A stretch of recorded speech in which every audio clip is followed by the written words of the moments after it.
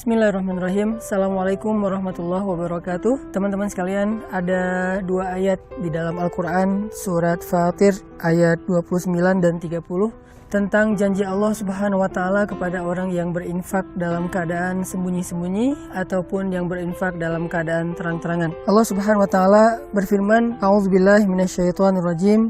Bismillahirrahmanirrahim. Innalladzina yatluna kitaballahi wa aqamus salata wa anfaqu mimma razaqnahum sirran wa alaniyah yarjuna tijaratan lan tabur liyuwaffiyahum ujurahum wa yazidahum min fadlih innahu ghafurun syakur. Sesungguhnya orang-orang yang membaca kitab Allah atau Al-Quran dan orang-orang yang mendirikan salat, orang-orang yang menginfakkan sebagian dari apa yang kami karuniakan kepada mereka dalam keadaan sembunyi-sembunyi dan dalam keadaan terang-terangan, mereka mengharapkan perniagaan yang tidak mungkin rugi, sehingga Allah Subhanahu wa Ta'ala akan menyempurnakan bagi mereka upah ataupun pahala mereka, dan Allah menambahkan bagi mereka sebagian dari karunia-Nya. Sesungguhnya Allah Maha Pengampun lagi Maha menghargai. Teman-teman sekalian, di dalam ayat ini Allah Subhanahu wa Ta'ala menjanjikan banyak hal kepada orang yang berinfak. Di antara apa yang Allah janjikan kepada orang yang berinfak adalah tijaratan lan tabur, perniagaan atau perdagangan yang gak mungkin rugi. Jadi benarlah sabda Rasulullah SAW bahwa Nabi bersumpah demi Allah tidak akan berkurang harta karena sedekah.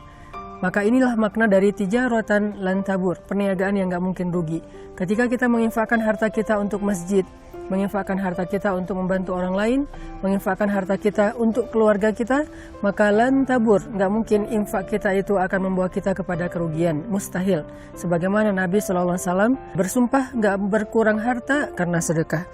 Kemudian yang kedua, Allah Subhanahu wa Ta'ala juga menjanjikan liyuwaffiyahum ujurahum, Allah akan menyempurnakan bayaran untuk mereka. Ujur dari kata ujrah dalam bahasa sehari-hari kita itu adalah upah ataupun bayaran. Jadi orang yang berinfak, orang yang bersedekah di jalan Allah, maka Allah akan menyempurnakan balasan mereka. Tidak akan pernah diberikan balasan yang kurang dari hak mereka. Kalau mereka berinfak dengan angka 1, maka Allah akan menyempurnakan balasan 700 kali lipat minimal. Allah akan menyempurnakan. Tidak mungkin 699. Pasti Allah sempurnakan menjadi 700 kebaikan yang berlipat ganda.